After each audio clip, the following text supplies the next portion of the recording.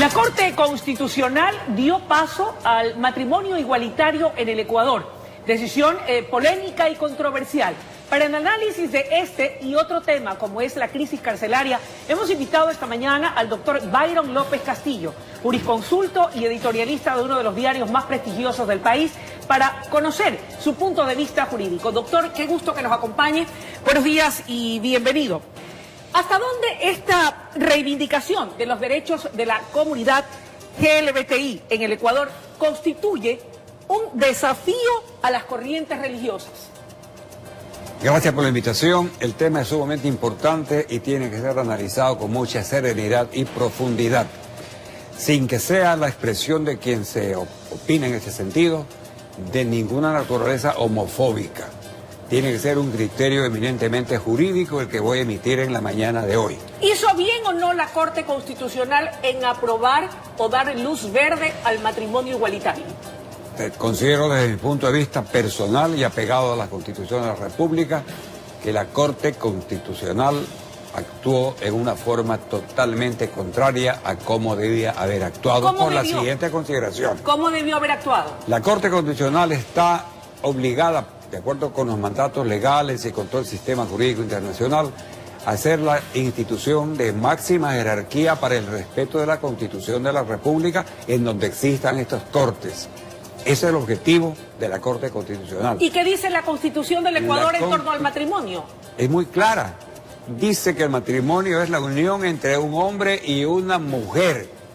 Y el Código Civil determina que el matrimonio es una sociedad que se produce o se constituye, entre otras cosas, para la procreación. Y entonces tender al matrimonio igualitario, es decir, lo están llamando, no sé por qué le ponen igualitario, sería atentar contra la Constitución, que lo dice expresamente, que el matrimonio es la unión entre hombre y mujer. Doctor, ¿esta decisión de la Corte Constitucional es inamovible o es apelable? Les voy a hacer una siguiente explicación y ojalá tenga tiempo. ¿Cómo no? Quienes votaron, que son 5, porque hay 4 que han votado en contra de esto, que demuestra su alta calidad constitucionalista. Los que han votado a favor lo hicieron ya, pero se fundamentan en algo que yo no encuentro base jurídica. Están argumentando que para votar como votaron, se respaldan en una opinión que ha emitido la Corte Interamericana de Derechos Humanos en relación con una consulta que sobre este tema le planteó Costa Rica. Cuando Costa Rica le plantea algo semejante a lo que está pasando acá, le hace una consulta y la Corte Interamericana emite una opinión. Y entonces esa opinión no tiene fuerza vinculante para los demás estados que forman parte de la Convención Interamericana. Así lo dice, si no me equivoco, no tengo a la mano el artículo 71 de la Convención Interamericana de Derechos Humanos, cuando establece que para que una decisión de la Corte sea vinculante a otros estados que forman parte de este organismo, tiene que ser base de una sentencia, y no es lo mismo sentencia que una opinión. Entonces lo que emitieron para Costa Rica fue una opinión que no tenía más vinculación que para con Costa Rica, pero no para con ningún otro país como el Ecuador, que también forma parte de esta comisión. Dicho en otras palabras, ¿lo actuado entonces por la Corte Constitucional no tiene validez o sí? Mi opinión general es que eso tiene que revisarse.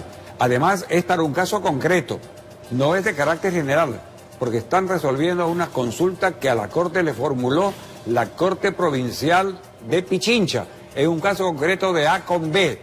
Es el caso que fallan. Eso no significa que en adelante todos van a ser iguales, porque eso demandaría, perdóneme, una reforma a la Constitución de la República. Vía asamblea constituyente. Vía asamblea, consulta, referéndum, como usted quiera, pero tiene que ser una reforma constitucional la que diga esto, para que entonces tenga plena validez para todos los demás casos. Esa es mi opinión. Perfecto, doctor. En 24 países se ha aceptado el matrimonio igualitario en el mundo. Esto basándose precisamente en esa opinión que esgrimiera la Comisión Internacional de Derechos Humanos en favor de la no discriminación.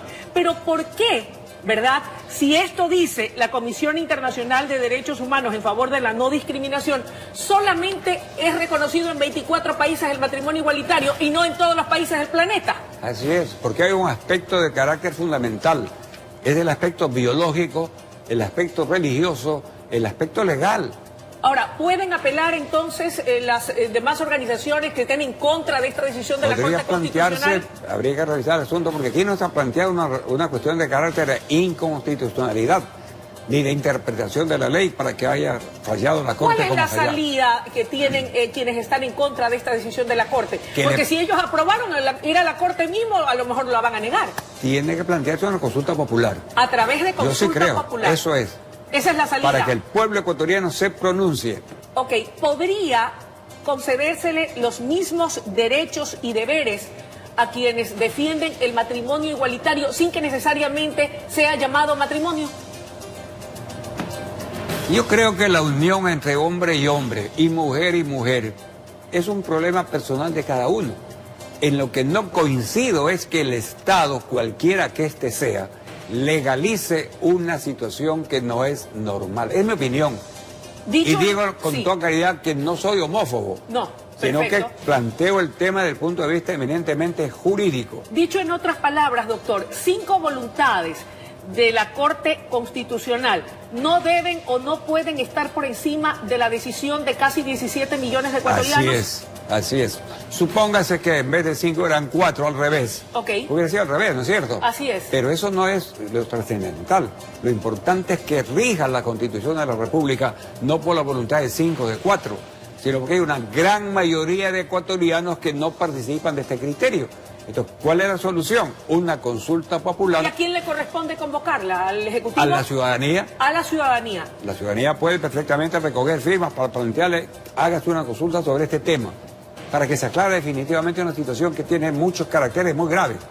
Porque ya hablaron anoche que ahora sí hemos ganado y con esto vamos a hacer mucho más. Viene el problema de género, una serie de cuestiones que se están confundiendo y que están creando mucha preocupación en la sociedad, no del Ecuador, sino del mundo. Okay. Confunden sexualidad con género, etcétera, etcétera. Y esto no es así. Se está manejando muy a la ligera estos problemas que son profundamente importantes para la vida de una sociedad. Aclarado ese punto, vamos con otro que no es menos importante, la crisis carcelaria en el Ecuador.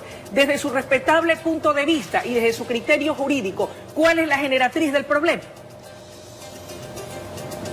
Toda causa es la que produce un efecto, ¿verdad? Así es. El problema carcelario en el Ecuador confronta una crisis no en este momento, es un problema bastante viejo. Hay antecedentes. Hay antecedentes, pero no es mediante decretos de emergencia ni medidas de excepción como están tomándose en este momento, cómo se arreglan los problemas. ¿Y cómo se arreglan? Hemos visto que allá, para explicarles, con medidas de excepción y de emergencia, se construyeron cárceles como la de la Tacunga que no tienen agua, con emergencia. ¿Para qué? Para financiar eso a base de una serie de cosas que están dando margen a actos de corrupción. Se construyó La Roca aquí en Guayaquil. La Roca aquí. ¿Para qué? No tenemos tiempo para analizar todas las cosas. No? Pero yo digo lo siguiente, este tema no puede ser manejado sino mediante una verdadera política de Estado que cubra para mí los siguientes aspectos. ¿Cuáles? La pena de prisión tiene por objeto la rehabilitación, la reeducación y la reinserción del infractor a la sociedad. Pero todo eso no existe. Escuchemos un ratito. Sí.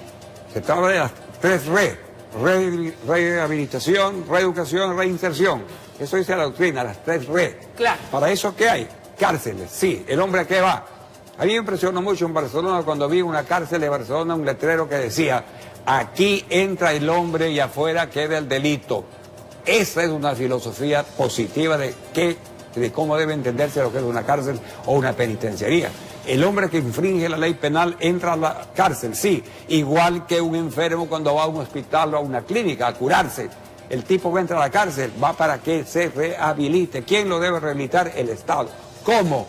Porque aquí en el Ecuador solamente lloramos y nos lamentamos y no damos las soluciones del cómo. Somos qué, no el cómo. ¿Cómo? ¿Y cómo lo solucionamos? Allá vamos, dándole trabajo a los internos, dándole educación a los internos, dándole que dejen de estar todo el día vagos. Aquí hay un gran ejemplo en Guayaquil, el Patronato de Cárceles y Penitenciaría de Guayaquil, que funcionó. Yo fui secretario de ese organismo y por lo tanto conozco de cerca la labor que realizó en función a la rehabilitación. No tenemos tiempo para ahora. Pero ahí se hicieron cosas extraordinarias. Cuando recién se fundó la penitenciaría, había 1000 presos, ahora hay 5000. El número no interesa. Fue el mecanismo que se siguió para la rehabilitación. Se puede retomar y aplicar. Así yo planteo eso públicamente, que se revise esa ley que fue derogada, no me acuerdo por quién y cuándo, porque ese organismo está integrado por quienes estaba. Por un delegado del ministro de Gobierno, que fue el señor Eduardo López Proaño, por el decano de Medicina, por el decano de Medicina, el decano de Jurisprudencia, el delegado del municipio de Guayaquil y el delegado del Consejo Provincial del Guayas y un psiquiatra que era el doctor Carlos de Ayala Cabanilla, una de las eminencias más grandes que ha tenido el país en el campo psiquiátrico. De eso fui yo secretario y conozco de cerca lo que se hizo. Se dio trabajo a los internos, se crearon talleres de mecánica, de carpintería, de metalmecánica, ya empezaba la computación. Doctor. Había templo católico y templo evangélico para la gente que practique su religión ahí. ¿Cómo no? Y lo fundamental, ojalá me des el tiempo, le ruego, porque sí. No puedes dejar en el aire, te lo ruego. Doctor, adelante. Porque lo más importante está que el hombre trabajaba y lo que él producía se vendía. Y lo que se vendía se le abría una cuenta de ahorro en el banco cualquiera de Guayaquil.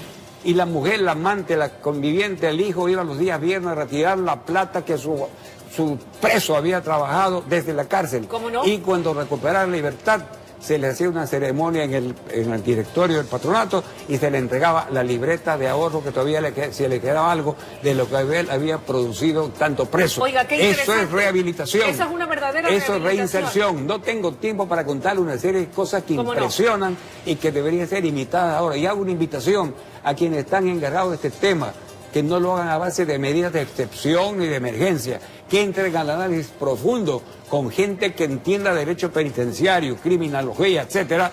¿Para qué? Para que se nombren directores de cárcel y penitenciaría a gente que sepan a qué van allá y que también se hagan escuelas de capacitación para guías, para que sepan que cuidar a un preso no es como cuidar a una niña en un convento. Todas esas cosas son de fondo. Esa es mi tesis e invito a quienes tengan interés en este tema para que promuevan un gran diálogo, como se habla ahora, que no sea de sordos, un diálogo nacional para que se enfrente este problema con la absoluta realidad, porque si no es una crisis que va a gravitar enormemente sobre la sociedad ecuatoriana. Gracias, doctor, por sus valiosos criterios vertidos aquí esta mañana. Amigos televidentes, ha sido la intervención del doctor Byron López Castillo, hablando sobre estos dos temas trascendentales para el país. La decisión de la Corte Constitucional de dar paso al matrimonio igualitario y lo que necesita el Ecuador en materia carcelaria, una verdadera rehabilitación, reeducación y reinserción de las personas privadas de la libertad. Las 3 R, por resumir lo que el doctor López ha dicho, que son necesarias para ver una verdadera transformación del sistema carcelario en el Ecuador. Momento de una pausa y enseguida regresamos con mucho más desde la noticia, Primera Emisión.